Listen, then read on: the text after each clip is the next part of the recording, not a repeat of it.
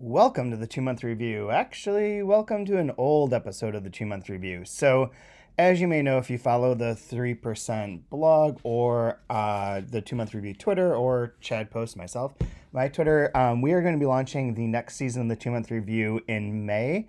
And it will focus on the third volume of Rodrigo Fresan's amazing trilogy that consists of the invented part, the dream part, and now the remembered part.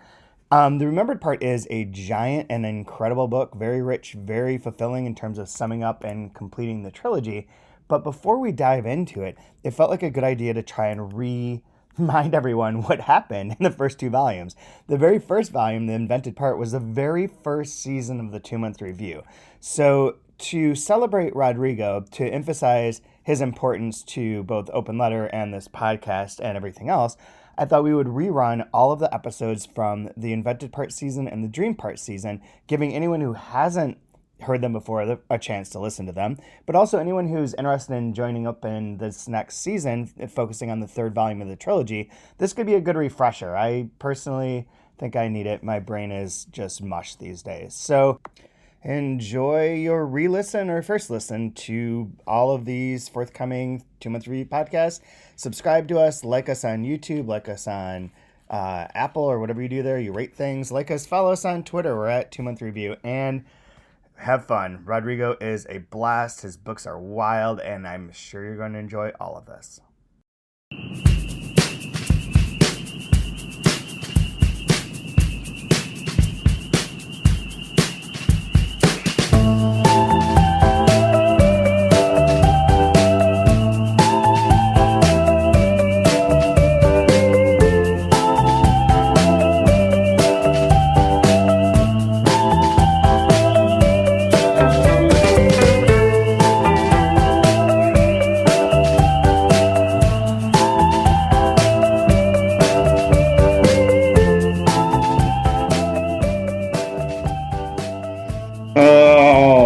God damn it. We're here. We're back. This is the 2-month review. Hold on. I need to. Are you okay, Chad? No, I am not okay, Rachel. I am not okay at all. This is we're getting to the bottom, hopefully, and that there'll be ways back up soon. But my mental health is at very low points. I am forgot that we were going to be doing this immediately, and so I was like all blissed out in my Corona gear, and now I'm here. But for anyone, yeah, wow, oh man, this is a weekly podcast brought to you by Open Letter 3%.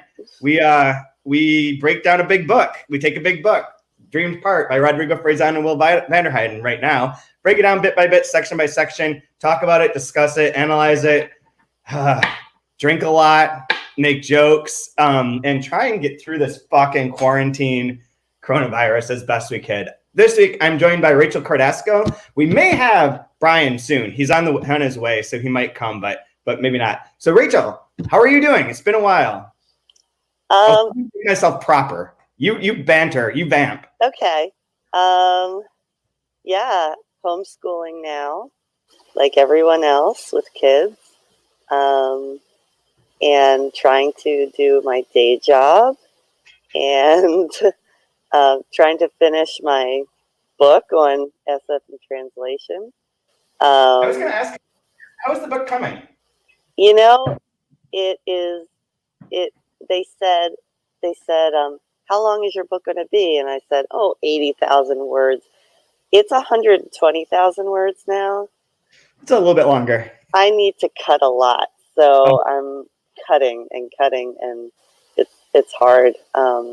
They don't want to print it all and make it more comprehensive? I emailed my editor and I was like, is it okay if it's going to be like really, really long? And he said, well, it'll get more expensive. And I'm just like, so I'm going to send him like 95,000. Yeah, that's not bad. And I'm going to say, can you just you cut stuff? Because I can't. I've already cut like 20,000 words and I don't know where else to cut. For anyone that hasn't heard about it or is listening for the first time, can you describe the book? Yeah, so it's going to basically be 14 chapters. Each chapter is on a different source language. The science fiction and fantasy that has been translated into English from that source language. So there's one on Arabic, Chinese, Hebrew, Russian, and it's basically just like, you know, 2 sentences about each book. It was shocking how much there was. I honestly did not expect that there would be that much, but once I started scratching the surface, I mean, I've got a chapter on Japanese SF in translation. Imagine. It was like, I mean, like 60 pages long. Yeah. So I like choosing books that you don't want to highlight, or are you trying to make the descriptions shorter? So that's the thing. Like when I started Arabic, because it comes first, there's Arabic and Chinese and Czech. So I actually like explored like each book kind of in detail. And then I got to French and I thought, I can't do this. No. So I had to like squeeze like each one down to like 2 sentences. But like there, I think at some point I have to just cut things and just not mention some, because I'm going to include a list at the end of each chapter. They'll be in the list, but I honestly, and I've like combined things. Like it's, if I could like let loose, this book would be seriously like 500 pages. Yeah. Feel like a really good reference tool. That's what I was wanting it to be, and I feel like I'm more toward the reference end of the spectrum, and Illinois is more toward the, like, we want people to buy it kind of end of the spectrum. So we're trying to meet in the middle, and they're very nice about it, but I was really always envisioning it as like an encyclopedia. Yeah. But that's not what they're gonna do. But you know, they wanna publish it. They're excited about it, so I'll cut stuff. It's fine. Yeah. You know? That's still fantastic that that it's coming out and that you can work on it and slowly but surely as we're all home. Well, it's weird because like I told my husband, if I'm going to be homeschooling the kids like 5 days a week, I need the weekends. Like the weekends are mine. And he said, okay. Yeah, you need to figure out. Everyone needs to figure out good co-parenting techniques. Otherwise, this is going to end badly. I said I'm not going to be able to do this if I don't get the weekend. I don't know what I'm going to do. So he was great about that. Yeah, that's really good. That's super cool. Yeah. So, how are you enjoying the dreamed part? You finished it, correct? Yeah, but it was a while ago. Same.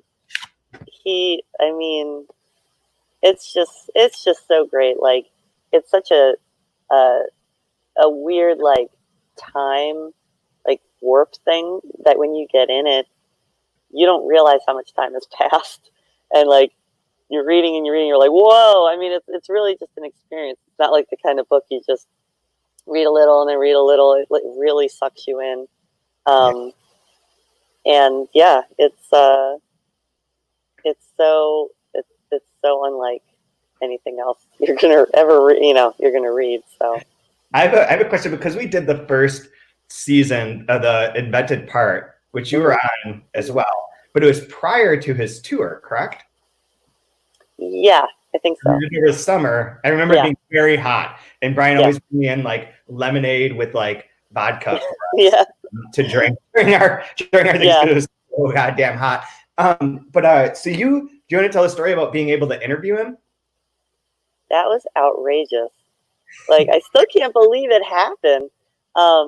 Yeah, you're just so nice enough to ask me, and I made it happen to get childcare and go to Chicago. And I interviewed him at Volumes Books, and he was just so nice. I asked him, all the questions I'm sure he was expecting, and he was so nice about it, answering them. And it was just great to like meet him. He was recommending all kinds of things to me, and he gave, I think he's the one that put the Invention of Morel in my hands. Oh, and he was like, I knew there was something. Yeah, he was like, you need to review Casares, and I was like, who? And he was like, here, put it in your hands now. And I was like, okay. Yeah, he's awesome. You've read that now, right? Like that book Yes. is spectacular. So I don't know that I've ever told, I don't know where I've told this story. I tell it to my students. No, I usually don't even tell it to my students. But it's out there. But when after we had third placement on Lost way back in the Lost days, and it was at Delkey Archive, and became friends with Greg Nations, who was running like the showrunner for Lost. He would ask at various points in time for recommendations of books that they would use in the show. And when he wrote his episode that I believe was nominated for an Emmy, or it might have been the one that wasn't nominated for the Emmy, I can't remember because I think he wrote 2 or 3.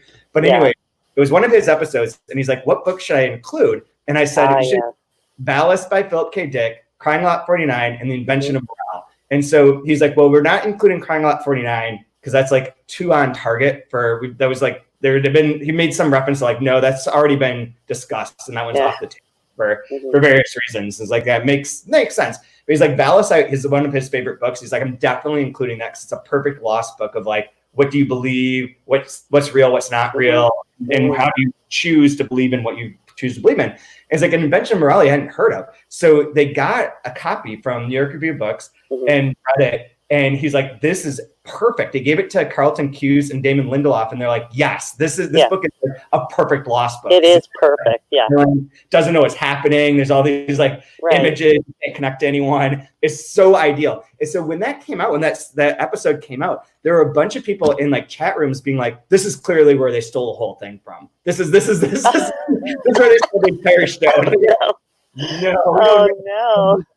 But they were always like, it was funny working with them because they would send messages of being like, man, you make us look really smart. Like we're really bookish for having like including these things in here, like whatever else. But that book was one of my favorite ones. Was it the blonde hair guy who was reading The Invention of Morel? I believe the Sawyer. Okay.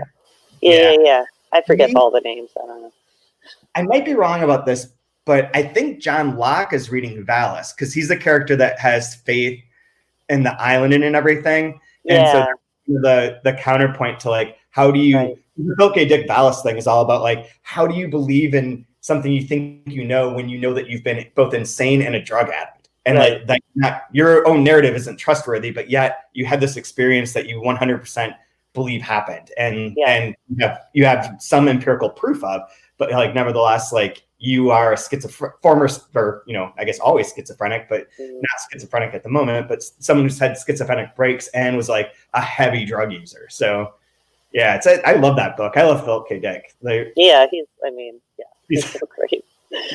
I have 2 books of his I never had heard of that I found at the Strand last time that I thought about reading during this quarantine lockdown, but I haven't been able to get into. It might be too depressing. Like, don't read, like, I hope no one's reading. Of Death is one of them? Which one? A Maze of Death? Oh, no. But don't, I hope no one's reading Kafka or, who else? Who else is really, don't read Kafka right now. That is a bad idea. It's just. There's that new collection of short stories coming. The collected Kafka, or whatever it's called. Lost Writings, I think. Something to that effect. But, I mean, he's only for reading in happy times, I can tell you. I tried to read the trial, I think, when I was in college and I was in a very low point. And I thought, let me read some Kafka. And I was like, whoa, this is making me much worse. I need to stop. Everything is hopeless. Yeah. And then I was like, well, what can I read now? And then I realized that everything is like really like all this good literature. None of it's happy. Like, I don't know what I was thinking. No, I've been trying to find things that are funny. And right now, Henry Green's working. Muriel Spark, definitely. Yeah. John Cheever. Things that are old, out of time. I think I mentioned this on here last week. Like things that are like not from our period, but like 50s, British, something about that. Like it seems, I can get it. Or like, suburban America, but like that seems safe and okay. There's no cell phone. There's no like global anxiety in the same way. I mean, there's wars. There's been wars equally like destructive, not far more so in a way, but like at least that's something I've settled my peace with, and that's not like happening currently in the same way. Well, you just made me think. Well, the what you should be reading now is who's the guy who wrote Tristram Shandy? Lawrence Stern. Lawrence Stern and Henry Fielding. That's it. Don't need to read anyone else now. The other suggestion I might, if I ever decide to write again, which doesn't seem likely at the moment, the thing that I do want to recommend is Nicholas Mosley's Catastrophe Practice series, because it's all about how people can rewrite themselves in society at times of great catastrophe. That there's, when things all fall apart, is the moment where there's like a chance to really make things better, or to like see a new light. And that I would recommend, because I want to come out of this and have a revolution. Yeah. Things need to change. Yeah. But I'm the kind of person that sits here and complains about it and doesn't do anything. So I hope other people make some good changes.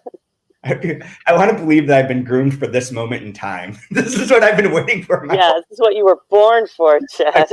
Born for the revolution, the post-COVID. Anyways, let's talk about this. So you do have one more story. So you said when you read the dream part a while ago, but you read it under some weird circumstances. Yeah, I was supposed to go to traffic court. Well, okay, I was supposed to pay a ticket, and for speeding. Whatever, I wasn't speeding, and my husband's like, just pay it, and I said no, because I wasn't speeding.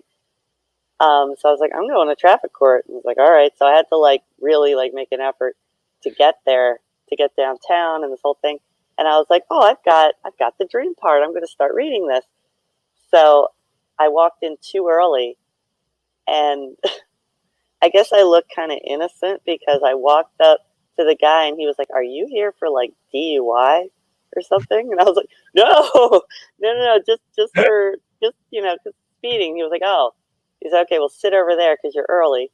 And so I started reading, and like I said, I forgot how much time passed, and I was like really like making it through, and I was like, what is even happening? They're at the, I was also like not understanding what was going on. And I was really into it. And then suddenly I looked up, and there was a line of people next to me, and they were all on their phones. And there I was with this like big book, and I was like reading it, like writing it. And they must have been like, who is that insane person?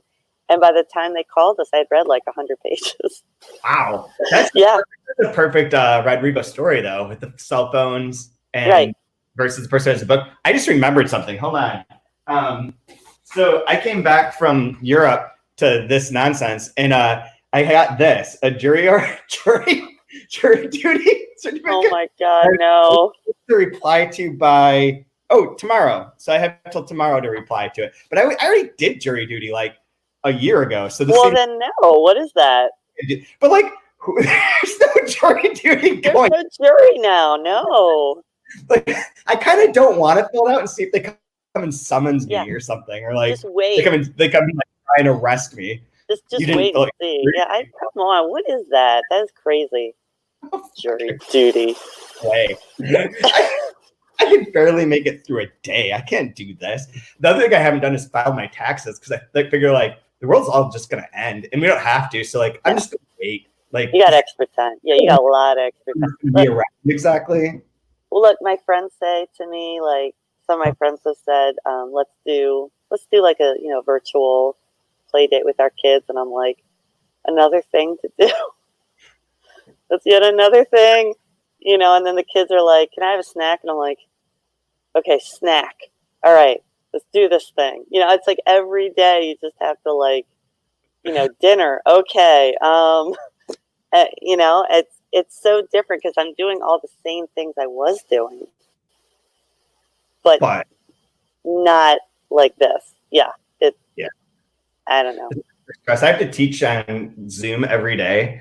And I have to, and because we had people working on our kitchen about things, and like, and because the kids here, like I teach from the bedroom, the quietest space. So I'm just like curl up in bed, prop the computer on a pillow, and like pontificate to like 12 little boxes for like an hour and 15 minutes. And every time I'm like, guys, this won't go the whole time because I can't really do this. Like, it's really hard. There's no feedback. You guys are silent and muted. And it's like talking to myself in this room, and they'll be like, an hour and 15 minutes later, I'll be like, oh shit. Like I did the whole class again. Like I just like get lost in like, for a while it was like, well, I don't talk to anyone else. Like you're the only people you might as well talk to them. Yeah. You're everything. explain why I hate coincidences yesterday's class. It's like, this is why coincidences suck in fiction, and this is why things are bad. But anyways, so going from traffic court to Emily Brontë. This section today that we're talking about is pages 155 through 202. We left off. So you mentioned that you didn't know what was going on and it was confused, and we talked about that a lot in the last episodes of like how, especially in the first part, things are sort of inverted, so you get the kind of explanation for what's happening at the beginning in a different way. And then with the beginning of the second part in last week's episode, we did a lot because I knew the frame, and Brian hasn't read it except up through the parts that we're at, so he doesn't know more. So I did a lot to try and frame that and explain it. And to get like that part put together so you understood like the tulpas, the books that she's writing, that is Penelope, where Penelope was, blah, blah, blah, blah. And then today, when we get to chapter 3 of the second part, which starts on page 156, I guess, all of a sudden it all becomes much more clear. Like everything in this section is like straightforward. Like there's no need to like really, I mean, there's little hidden things that are in there, or like subtly passed over, which is something that Derek Main said when he was on, about how he liked that the book has like a great tragedy in it, but it's only like kind of under the surface, or like just touched on in like a sentence here and there. It's beautifully done. It is amazing. Yeah. I mean, like how he like draws out that central tragedy and misunderstandings, and it's like one breadcrumb every 7 feet, you know. How he could keep that going, I don't know. I have no idea, but like there is like with that, like if you were reading this and if you're trying to read along, or if you're just reading on your own and you're like struggling and being like, I don't know where I am, get to this point. If you get to page, it's crazy to say this, but you get to page 156 and suddenly you're like, I have my footing now. And it's not because you figured out what's going on or what the structure is, so much as this is a chapter that's just like, it's about Penelope's obsession with Wuthering Heights. Yeah, that's all. I mean, there we go. Like I remember Catch 22 is like maybe 250 pages, and I just hated it for the first 100 pages and thought, I can't finish this. And I was like, you know what? I'm just going to get to page 100. Yeah. And once I got to page 100, I was like, this is the most brilliant thing, you know, whatever. So with Rodrigo, you can't stop that soon. You got to like keep going. You got to go to at least, like, if you're like, what? I don't understand. I mean, the book itself is already like over 500 pages. Get to at least, 150, 200. Yeah. And if by then you're still like, I don't, you know, okay, but you can't stop after 50, you know, you got to keep going. You may not know what the overall thing is, but at least this one's very straightforward. And you're not like, we're on a fucking moon? And what are tulpas? And who's writing it? What a dream. I know. Weirdly, before we get into the Brontë stuff, which I have some questions for you about that, because I haven't read Wuthering Heights since high school. Like, I will straight up admit was 30 it's been years, a while.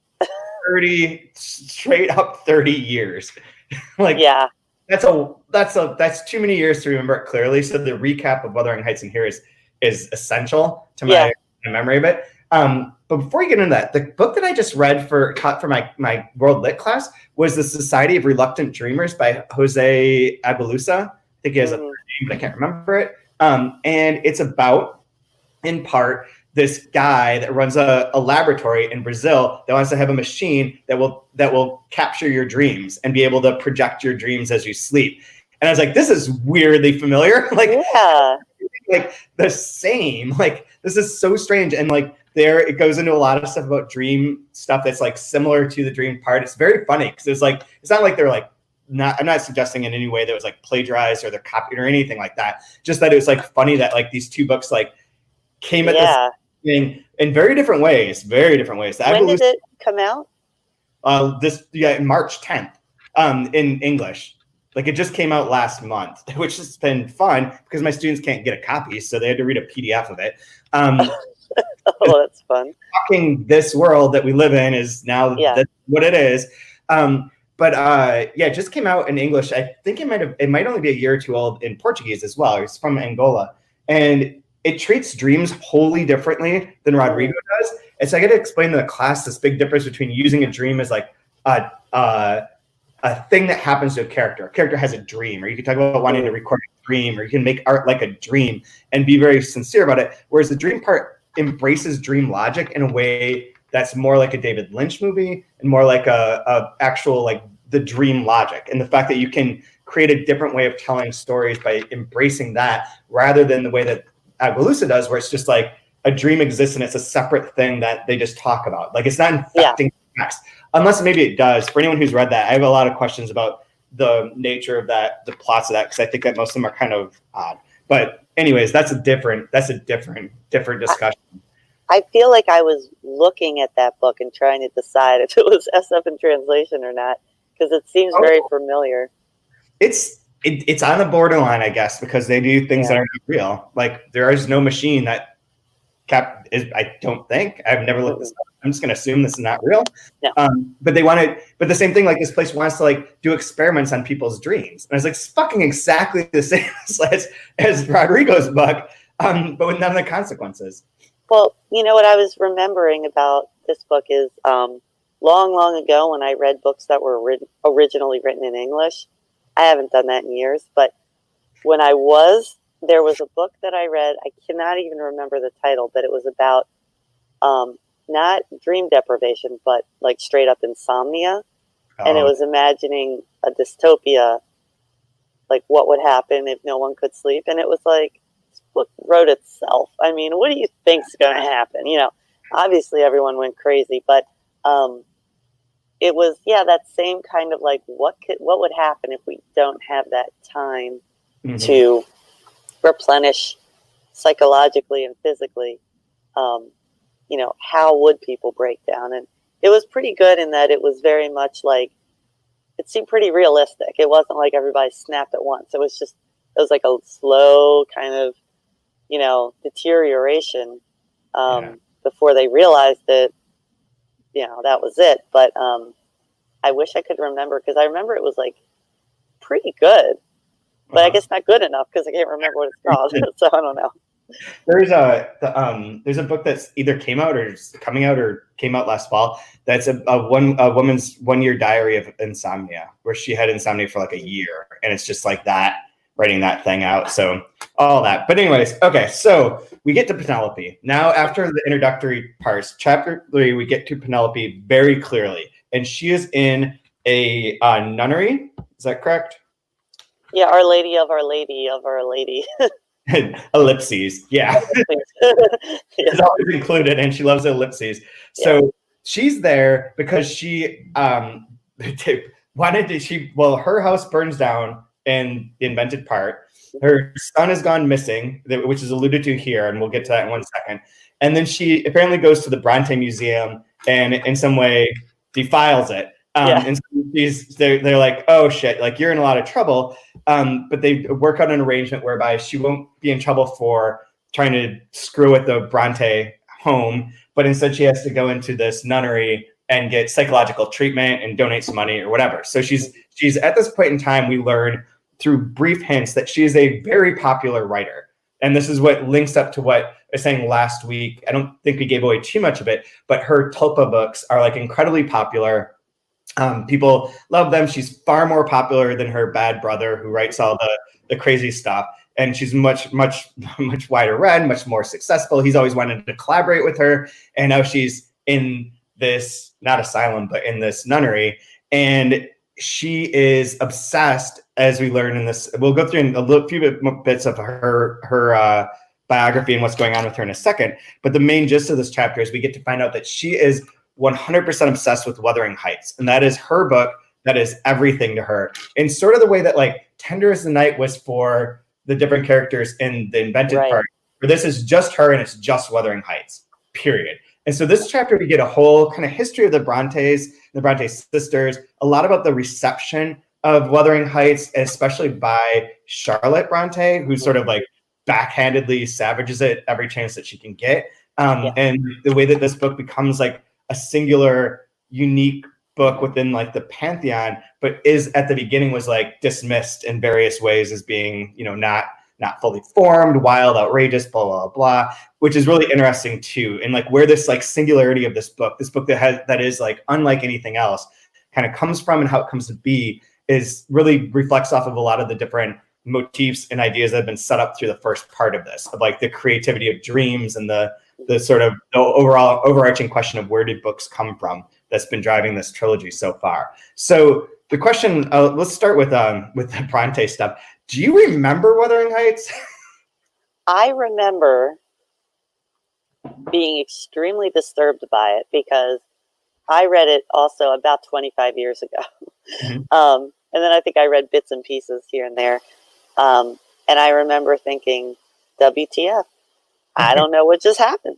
I mean, I also read Villette, which is referred to in here, which was even like, that was super depressing and bizarre. And, I mean, you know, Jane Eyre, I remember much more. I've also read it more recently.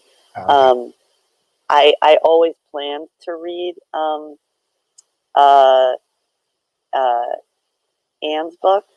I can't think of what it's called. It's in here though too. Yeah, yeah, whatever it was. I never wound up reading it. But I always wanted to. Into the third volume of Wuthering Heights is what it says in here too. Did not know, but that's interesting. I don't know. I do remember learning a little bit about the Brontes. I might have done my own research on it just because I found it fascinating that they were, because I always thought it would be great to live like in the country because I always lived in the suburbs. And I thought, oh, it must be great, like the English countryside. And then I was like, maybe not if this is the kind of thing that goes on. Yeah, so I kind of remember. I remember the feeling it evoked, and I think that's really.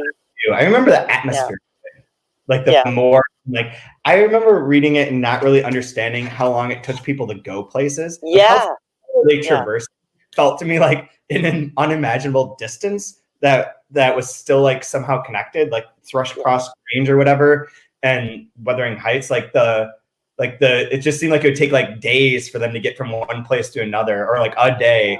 And like none of it made any sense to me. But like, okay, so do you want to try and recap for anyone who is listening who has not read Wuthering Heights? Oh God. A 2-bit summary of Wuthering Heights? Sure. Okay. Go for it. Okay. So it's basically there's this kid, Heathcliff, who's adopted, and nearby is this girl, Catherine. Aren't they in the same house? Are they?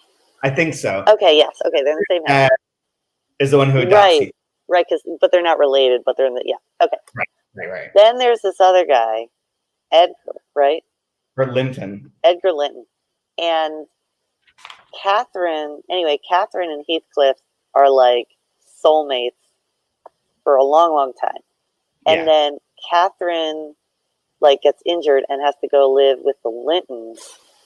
And then I think she decides that she should marry Edgar instead of Heathcliff for reasons.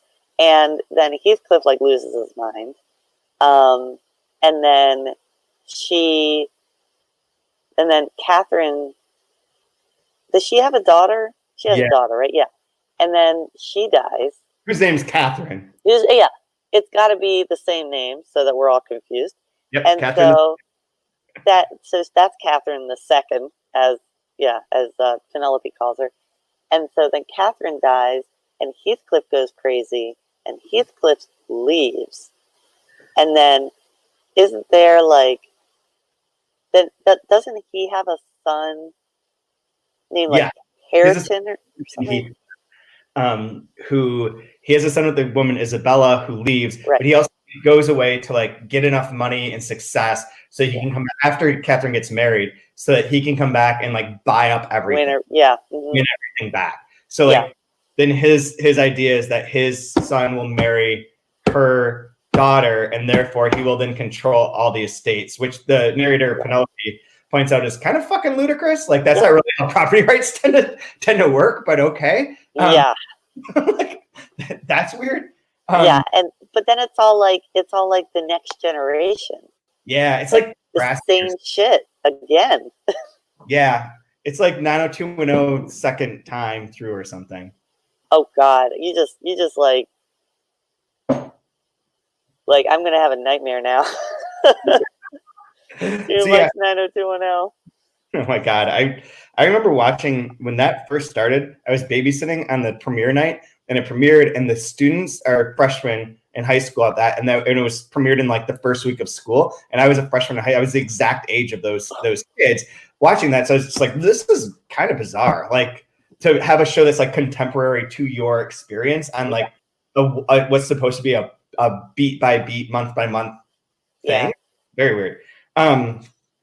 But yeah, so then Edgar dies and Linton dies, and I forget how this ends. I don't remember how the book actually totally ends, but it is told through Nellie, the maid, telling Lockwood, who comes to rent the property from Heathcliff, all about this like crazy history, and tells him the first part of it, and he's like, "This is fucked up," and he leaves and comes back, and then she's like, "Oh shit, you missed a lot."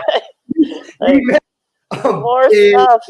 Like the mid-season finale happened while you went away back to London for a couple weeks, so that she fills them all in on it.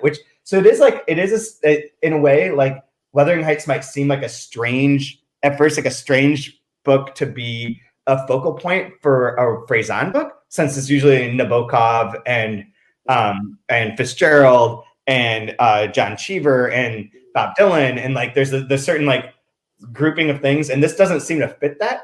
But the thing that does fit, especially for this, is that book doesn't work under necessarily dream logic, but it works under a way in which there's too many narrators kind of telling their own part. And this book has a lot of that going on in these first chapters of like, this is being told to this by this, who's dreaming who's writing whom. Like these kind of questions come up. Wuthering Heights, like just in this recap, which is why it's been so long, I don't remember like how it's actually written, but in the recap, it's like seems like a bizarre nesting of narratives that like, each sort of operate in a way that like feels almost disconnected or almost dreamlike, because they are just like, oh yeah, Heathcliff's obsessed with the Catherine, and like she dies and he goes fucking mad and screams and beats up a tree and shit, and like get her out so that he can like put his lock of hair with her, knock out part of her coffin so that when he gets buried their bones will intermingle. Like I know this book is weird. I think Wuthering Heights is weird. Well, it's very operatic.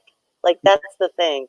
Opera is so over the top, and it knows it's over the top, and it gives the audience that because it knows the audience wants that. And it seems like Lockwood is, based on this recount, Lockwood is kind of boring, and he's like the first layer. Nellie is the kind of person who, like, if like she just went to the market for something, like she'd come back with a whole thing. Like, I saw this person and that person and this person, and so she tells them the story that's nested in. It's so unbelievable that you're like, this is mediated through so many people. It's like a game of telephone. But how that information passed along is also weird. Yeah, it's almost like she's like, her telling of it is almost like, I was going to say the MacGuffin of this, but I don't know that that's right. But like, no, Lockwood's the MacGuffin. Lockwood trying to rent the thing sets this whole thing in motion, of which else is telling. And like his coming to rent that is like haphazard at best. Like the story doesn't need that really, right? Like it was basically like, I mean, so Charlotte keeps saying that this was like a wild, crazy thing, and it's like, if it was so wild and crazy, why didn't she just write the story? Instead, she's like nesting it within different narratives in order to maybe give it legitimacy, or in order to be like, obviously this is a crazy story. I'm trying to show you how non-crazy and crazy can kind of offset each other. But I mean, from what is in Penelope's sections, it's also like, what, like, Charlotte didn't even understand Emily anyway. So, and it was, I mean, how can you be sisters and writers and not be in some sort of like, locked in some sort of jealous kind of, rivalry? I mean, of course, Charlotte seemed like the one who would definitely be like, oh, my younger sister, she writes crazy things. But yeah, that seems very petty, There's another aspect. So aside from the book itself, one of the interesting moments in here I thought was where it's pointed out that like the Brontes are one of the first like writers as characters, and they become mythical even more so than their books for their existence. And I don't even know, like, I've never read like any of the biographies or any of that, but I know that it exists. And I know there's kind of not a cult of, but like a lot of people are very into their history and who they were and how, and all of the details of that. And they do take on a life of like, oh yeah, the Bronte sisters, rather than like each individual book. Like Jane Eyre and Wuthering Heights for sure, but the other books kind of are like grouped under a different category in a way. But they're all famous because they are the Brontes. And that is interesting that in this way that the book tries to rebel against autofiction in a large, so like the writer's always like pissed about that and doesn't want everyone to think that like what he's writing is his life, and it isn't supposed to be autofiction in any way, shape, or form. This book, and as well, so to add a meta layer to it, like it's not Rodrigo's autofiction, his life, it's invented. And in a way, the Brontes kind of bounce off of that too, by being characters that are kind of invented. Like there's the people that are writing their biographies and writing about them are sort of inventing different rumors, different parts of them, but it's the opposite way. Rather than saying like in their fiction, Catherine equals Emily, it's more like Emily is this new mythic figure that we've made into almost like a fictional character. Yeah, it's a weird. Yeah, I mean they're like kind of. I mean it's so weird because they were so like reclusive, and that adds to the to the aura of mystery. But if I could do a show and share for a minute here, I have The Life of Charlotte Brontë by Elizabeth Gaskell. Nice. Observe, right here. I started trying to read it a while ago, and I didn't make it past like, I don't know, page 10. But yeah, I got it right here. That's really cool. Yeah. It's funny because that is in here. It's in here, and I was like, oh, I have that. And I went like tearing through my bookshelves, like trying to find it. I don't know how I found it, but yeah, and it's interesting because I don't know a whole lot about Elizabeth Gaskell, but it's weird. It's a writer writing about another writer who wrote about. I mean, it just gets so complicated that you forget. Like, I mean, anytime you write a biography, it is I mean, you've got to pick and choose. Like, a biography is not a straight. I mean, it's impossible. So it's a fiction in itself. There's like a really, I will never be able to drag this up from my memory in the right way, but there's a quote related to that in Jacob's Room by Virginia Woolf about biographies and telling a biography and what is selected and not. There's no way. I read that like 30 years ago, so no. I did an independent study a whole semester on Virginia Woolf in college, and that was the one. That's why I kind of remember this, because I read like all these books twice, and but like I kind of remember this. I bought that book because it had a really cool painting on the front, which I only later realized was an Edward Hopper painting. Mm-hmm. And I loved Edward Hopper later than I read that book, and then I realized, and I was like, oh, Virginia Woolf and I have a very kind of strange love-hate relationship. So, yeah, I don't know. Favorite writer for a long time. Like I thought everything that she did was like magic. But I haven't back and forth with a long time. Yeah. But anyway, so we do get a hint of what's to come in a way where the fact that Penelope first finds out about Wuthering Heights not through the book, but through Venezuelan soap opera version. It was Spanish telenovela, yeah. That's basically seems to consist of Heathcliff and Catherine each yelling, Catherine! Catherine! Ella! In like a poorly fogged up area with fake stones and stuff. So yeah. Which is cool, but that's going to come back in a way later, if I remember correctly. But like she talks about how she saw it like that, and it's connected to everything's connected to her parents disappearing or her parents not being around. Mm-hmm. And she's saying she was watching that because one of the many Rosalitas who watched her, you know, who was a babysitter, turned it on. And yeah, she was like really attracted to it. And then she saw based on the novel, and that, I guess, legitimized it for her. So she then went and got the novel and then learned English by reading the novel in English. So she knows it in so many ways. There, a big shout out to Will. Let me see if I can find this. Yeah, a big shout out to Will for page 170. Yeah, 179, where she's learning to read it through the bilingual dictionary. It's Eles más myself than I am y no puedo vivir sin my life is like a mixture of like the two languages in a way that like who knows what it was in the original, and whatever. I give Will props for making that sentence work and like blending those two in such an interesting way that you can like decipher it, but like it is funny to like flip back and forth between the two languages and like one after the other, just like that. That, I mean, I can't even imagine translating this book. I mean, I mean, they're like, even just words like, you know, like Rodrigo is using Brontë, turns Brontë into all the different like parts of speech, you know, like on that same page, you know, Brontified by Penelope, and you know, getting Brontë and like all kinds of, it's amazing. Will just did such an amazing job. Yeah, and once you keyed into it, you'll notice all the like more, Wuthering Heights, all those words showing up, but like their pattern, they're sprinkled throughout the chapter leading up to this, and like once like you know that, you're like, oh my god, this has all been based in there. Which reminds me that we got a comment online on Twitter, which you can always hit us up on Twitter if you have questions. You're also, if you're watching this live, feel free to ask questions in the YouTube chat. That's how last week we ended up talking about not unbuttoning our shirts a lot and various other weird things because Patrick started smoking a bowl in the middle of our recording. Oh Lord.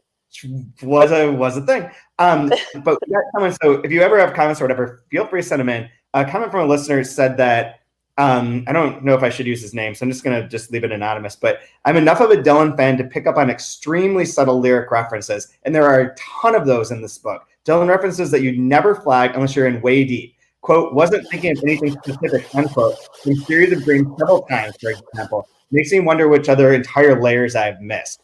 And that reminded me of like, because I don't know, I'm not a huge Bob Dylan, like I don't know all the songs and all the lyrics and all the things by any means. So like that sort of thing would slide by, but like the Brontë stuff is another layer to that. And like all the like, I bet they're deeper than you might even realize, or like threaded throughout in ways that you may not see. Man. There's so many levels to that. Like this book is like crafted. Rodriguez doesn't write like haphazardly. No. Right? As wild as plots are, as like in some ways not repetitive, but like they go back to these touchstones, like the list, like the way of like referencing the same people, the Nabokovs, the Dylans, the like there's so many things that keep coming back, and you get to hit them as like touchstones.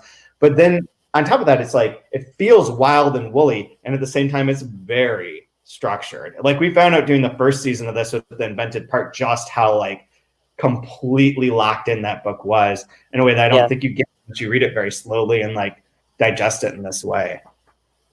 Yeah, I mean, I'm like one of those people that I've listened to like lots of Dylan music, but I only know certain songs, like right, like deep, you know. And I I mean, that would be fascinating to find, like what kind of like Dylan language he's using. Then again, Dylan was also very, his songs are very dreamy, very not, I mean, like just like Desolation Road. It doesn't make sense, but it makes sense somehow. They're just words, but they make sense. And I don't, it's like, how did you do that? Oddly enough, I think we skipped this last week. We didn't even talk about the new 17-minute Bob Dylan song. I don't even know what that is. Like I saw it like in my newsfeed, and I said, "What?"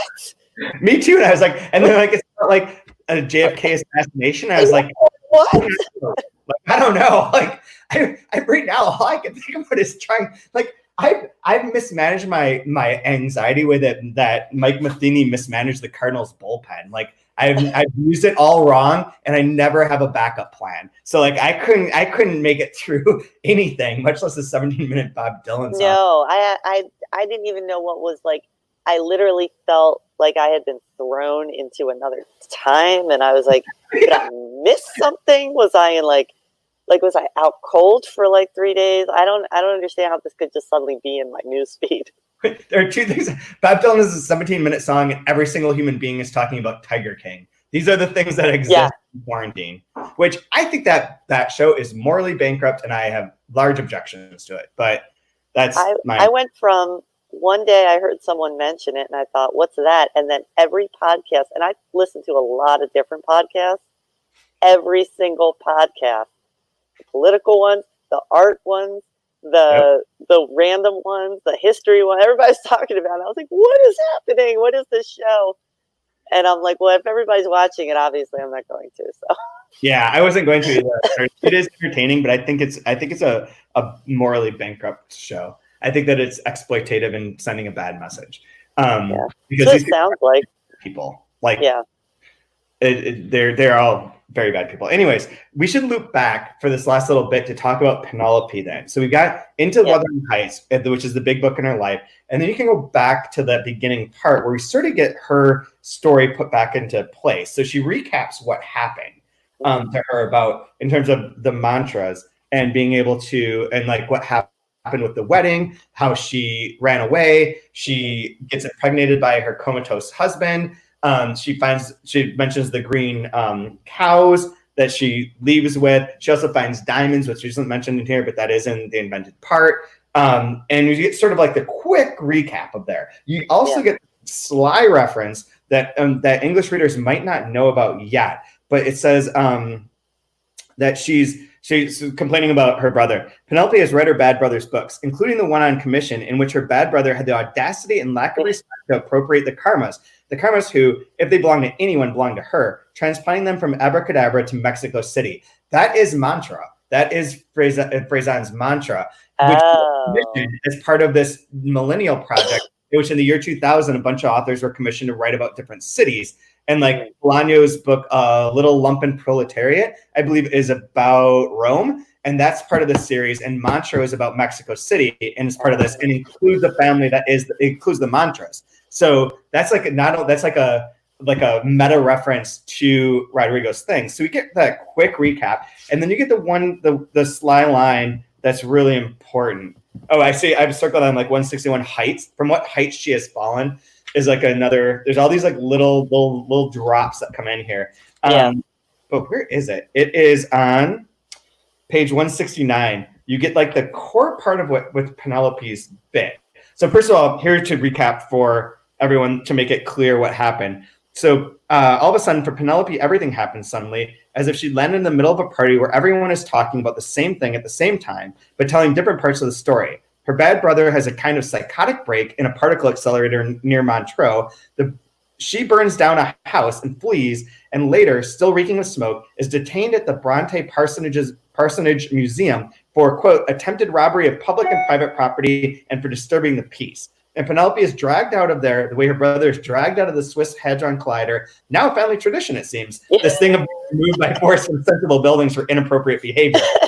Here's her publishing house, Pull Strings, though the whole episode is still a great publicity stunt. Our misanthropic star author, adored by children and young adults, victim of a literary crisis from which we're certain great things will emerge. and they agree to make a generous donation to the museum in honor of the Bronte's memory, and they plan to announce her stay at Our Lady of Our Lady of Our Lady of ... So you get like that quick recap. Beautiful. But then there's the secret part here. Meanwhile, and in the meantime, that inexplicable and unforgivable thing, that thing Penelope cannot comprehend because Penelope can't remember almost anything of what happened. Penelope remembers her feet in the sand, the moon in the sky, the trees in the forest, and the water where the river mouth opened into the sea. And later, the beams of flashlights, and that for her, unnameable name in the mouths of everyone searching for and not finding that name's small yet immense owner. Penelope remembers all of that, but doesn't remember the most important thing, the most important part. Oft recap of the event. One night, at her house on the beach, Penelope went out for a walk with her little son, and Penelope returned to the beach house alone without him. And so there's like, that is the core part for her, is that she had her son and he is gone. And she doesn't remember what happened, and he is not found. Yeah, and and that's all we know at this moment. Yeah, and I think there's some. I mean, there was something about, like that she feels. I don't know. I was getting the sense reading this again that she feels like everyone's blaming her. I mean, because she went out with him and then came back without him, and she understands why people are blaming her, but she feels like she's. I mean, I just get the sense from reading it that she's feeling like, you know, it's not her fault because she can't remember, but she, maybe because she writes so much, she's trying to, I don't know, find something out by writing, like maybe subconsciously she can remember what's going on, but that feeling of like being blamed is like weirdly similar. Well, I guess I don't want to spoil anything, but that feeling of the weight of blame is actually at the heart of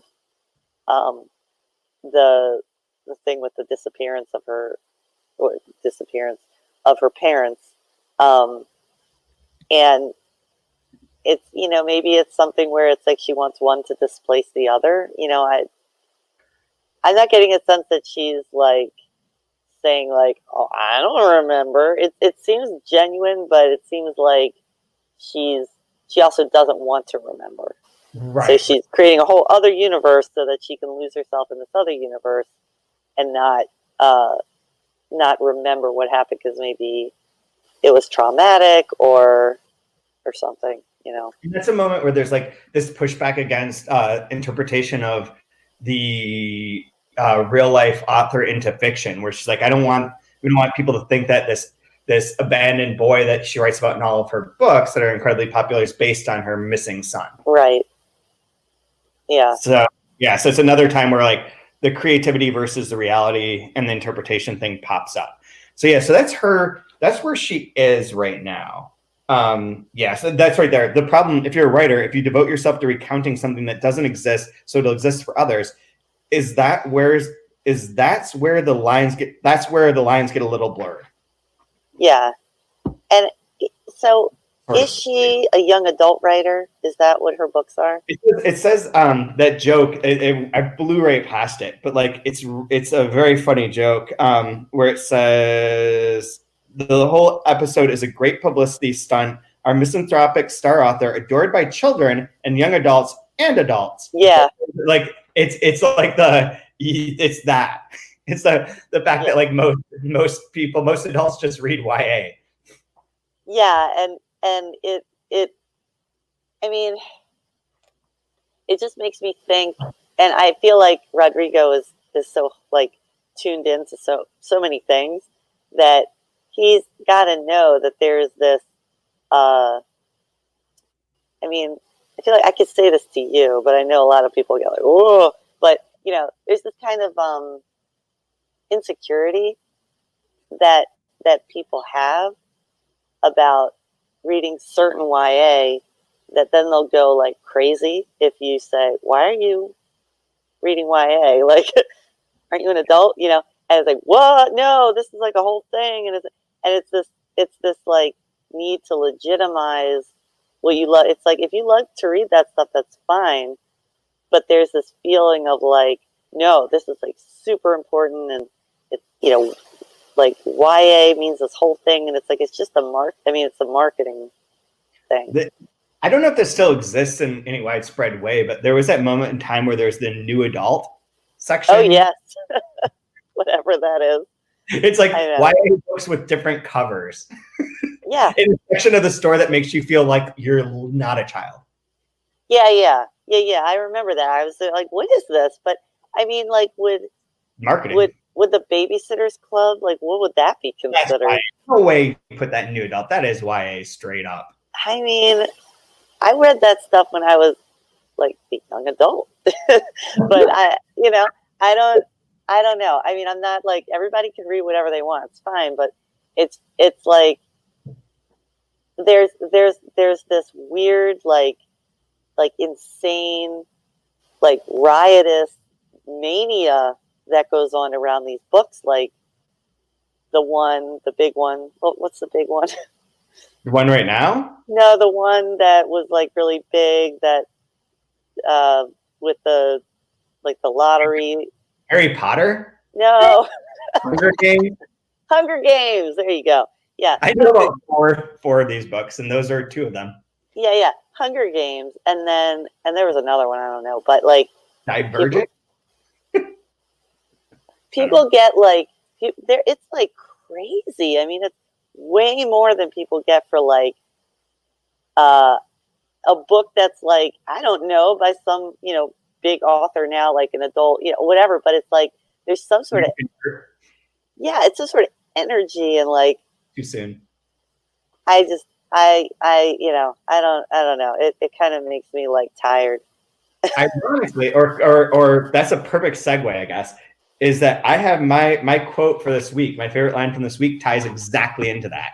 And it's from page 171. And I just like it because I don't know, because it's something about literature that I like. And so it's talking about Wuthering Heights, a book that transcends borders and languages, because what it sets out and carries along and pushes through to the end of the road is a universal feeling. To have once felt a love like that, to feel love like that, to know you'll never feel a love like that. Like, there's something about that part that I really like, of like the power of that book to her, and like relates to what you're saying about the YA stuff, that sort of thing can become that it's almost fantasy in a way. Yeah. And be like, well, yeah, these people are fucking crazy. Like, like Heathcliff's straight up a sociopath. Like, there's not like he's like a redeeming hero. Like, he tries to fuck over everyone as much, and he like abuses his like his not relatives, but like the other people in his area. Just like, it doesn't teach a kid how to read and stuff. Like, this is a sociopath. But like his passion for like this one woman that he knew when he was like 12. Yeah. Like the shit that you would you came in. Yeah, it could only work in this context. Like, it's not a thing. Did you happen to see that The Guardian had an article that was like, the new hot trend in fiction is quarantine porn? Really? Quarantine erotica. I Get Off by Washing My Hands was the name of one of the books, and I'm fucking there for this. Like, I think that's great. Like, I want quarantine erotica. I decided that maybe that's my future. Nothing else in this world is gonna exist or matter. Why not? I like how people. So I can try that. I mean, but like, how about all the people that are suddenly flooding like self-publishing platforms with pandemic? It's like, I know that there are people out there who have written this and people who deserve to, but I don't think I want to read a quarantine diary at this moment in time. No. And people are really trying to capitalize on it. It's like, it's not even too soon. It's like, it's still happening. No end. Until there's an end, there's no end. You can't write about it yet. I mean, I had a play/novel that related to this that I really liked, and I got pretty wasted one night and called Brian and asked him to write it for me, and I explained it in great elaborate detail. And he's like, "Well, why don't you write it?" I was like, "I can't do that. Like, I'm not capable. I've got the vision. I've got the vision. You've got to be the execution. Like I need someone to make this work. It's like the director and the cinematographer. Right. Like, see, but I can't actually function. Like I don't know how to use a computer. Like Well, I've often wanted, I have these grand stories that I think are like amazing and they would be so great. I can't write them. So I just want to like get a writer, but like I want to make sure my name is on there because I had the idea. They can write it. Believe me, I have thought through this. I thought, who can I ask? Like, is this even moral? What was the Kardashian that wrote the quote unquote novel, the YA novel? It was like a Chloe or a Kyrie or a Kyle or a Kendra or a, what is there like there, whatever. I know the ghost wrote it for her. And it's so bad. And she's just like, I just write down her terrible ideas and like make them sort of functional. And every review is like, this is like the worst book ever written. like in the first review was like, yeah. Well, people like bad books though, so Kyrie Irving or whatever Kardashian doesn't have any good ideas. Hot take it. 4 minutes in, 19 whiskeys and everything. The Kardashians are dumb. The Kardashians and the Karmas are the same people. Yes. You know? Yes. Like they think like I love the whole part about where Penelope was discussing Wuthering Heights with them and oh man, where was it?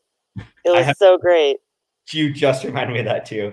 It was so great. They were like, wait, you know, 187.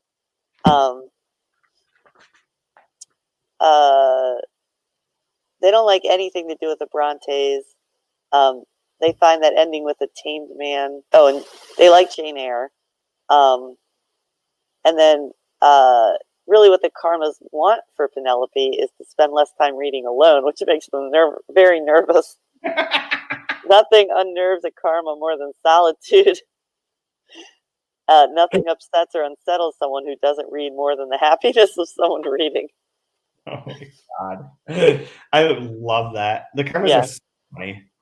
So funny. So do you have a favorite line? Oh my God, I have so many. Let's see. Oh, I really liked the idea of the Trinity that keeps coming up. The fact that that there are 3 sisters, and so on the top of page 189. So back to what we were talking to about the sisters suddenly becoming famous. Mm-hmm. The 3 became fascinating, like everything that comes in trios: the Holy Trinity, and the 3 graces, and 3 Furies, and 3 fairies, and 3 witches of Macbeth, and 3 daughters of Lear, and the 3 stooges, which was like, you got to do like a double take because you're deep into like the Shakespeare, and then you're like, wait, what? The 3 who? And then the 3 knocks of the ghost on the table of the medium, and the 3 verbal tenses, and the 3 possible answers to the same question, and 3 wishes to be granted, which is so great because my kids insist on watching Aladdin. We've now watched the original and the remake. Each one twice in 2 months. Well, Jesus. So I watched both every day. Really? I watched Bolt every day for 2 years, I think. I managed to not accept any part of it into my mind, aside from one line where she says, "I'm Mindy from the network." That is the only thing I is I'm Mindy from the network. And the rest of it I managed to just block out. But it is the only movie that Alex wants to watch. Listen, Bolt. When the boys were his age, okay, I watched Fraggle Rock is pretty great, I admit, but it was on because I turned it on because that's all they wanted all the time. I speak entire episodes of Fraggle Rock sometimes. Fraggle Rock is your Wuthering Heights. It is my Wuthering Heights. Not that I wanted it to be. If you ever end up in a nunnery because you tried to burn something down, you can live. It's because of that. I mean, I quote it so often that even my husband, who's the one who told me to show it to the boys, because my husband had watched it. I never watched it. I was a Sesame Street only girl. And I watched, and I'm like, it's like burned into my brain. For 2 years, yeah, every single day it was just like, and when you got twins, the whole thing about screen time, should we do screen? It's like, no, there's screen time. Yeah. With even one, like I know I have parent friends who are like never, and it's like, yeah, go fuck yourself. Like, because up at 4:30, it's like, this is what YouTube is for. YouTube is so that my kid can watch this and I can rest because it's 4:30 in the morning. Thank the Lord for screens. I think that's probably why they beat me and drugged me all the time, was because like I was up at 4:30 in the morning and there's no YouTube. They're like, well, give him drugs, roofie that kid, get that kid back asleep. That's a bad place to end, but that's probably where we should end. Where should people, do you want to plug anything, or where should people find you online?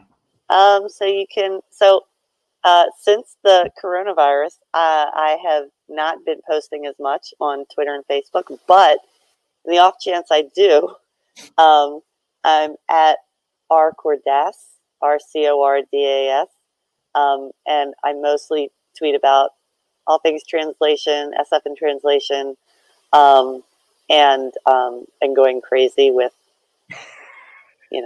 homeschooling. And the website sfandtranslation.com, which I am trying to keep up to date. And yeah, I'm on Facebook. There's a speculative fiction and translation Facebook page.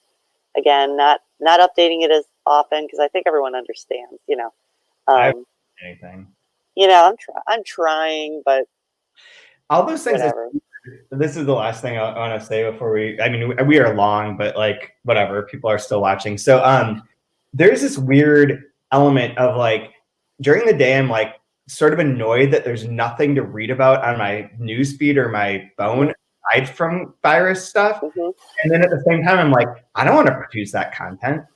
And like I don't want to be the one to like, I don't want to be here trying to like write something that's like free from the current situation in any way. So I don't know how to blog. I don't know how to write anymore. Like I have something that was going to be, because I was going to write a book and I don't think it's going to happen anymore. I think it got side railed by this whole thing. And like, I think it's just going to be tabled for the time, but I have a very long part of it for the first chapter that I might just run on our website. I just have to clear it with the translator first, but that would be like a way to do something. But otherwise I'm just like, I don't know, man. I don't know how to do this right now. I mean, that's the thing. I've just been like revising things. Yeah. I haven't written anything like original. I haven't even written a review of anything since this all started. Me neither. And I can't imagine doing it. I haven't even had time to read. Like, I thought I would have time to read. I don't, like, I have weird like pockets of time and I can't get anything done. And then sometimes I do. And then it's like this one thing, but I didn't do the other thing. And then it's just crazy. Yeah. I mean, this really is like the biggest problem about the coronavirus is that when we're done, it's going to be the survivors are like 100% alcoholics. It'll be like 2020, the year I got good at alcohol.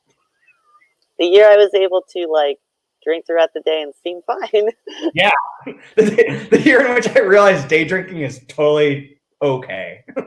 Listen, at the Seder, at the Seder tonight, I was drinking Manischewitz wine, but I was like putting it back. I'm like, this is Manischewitz wine. This is like, I'm putting this. I was just like, whatever. I'm like drinking. Everybody's like, I can't see you on the Zoom, and I'm like pouring some more. Yep. Well, we saw this at the beginning. So anyway, so thank you all for listening. We will be back next week. I don't know who our guests will be at this point in time. And I don't have the pages open as to what we're reading to, but it's probably around 240 or so. It'll be in the show notes, so you can check it out there. But we will be back next Wednesday to have a little bit of fun and try and bring a little levity to the quarantine situation. I keep saying quarantine, I guess lockdown is more accurate. But I think we go to 254 next week because that's the end of the second section. So that, this lockdown, getting to people. We're going to keep trying to entertain you, doing doing bits and talking about books. So tune in. If you have any comments, leave them on iTunes. Email me at chad.post@rochester.edu, or you can always DM me or whatever. I kind of check things. I don't really look at Twitter very much anymore because it just basically is like a bummer.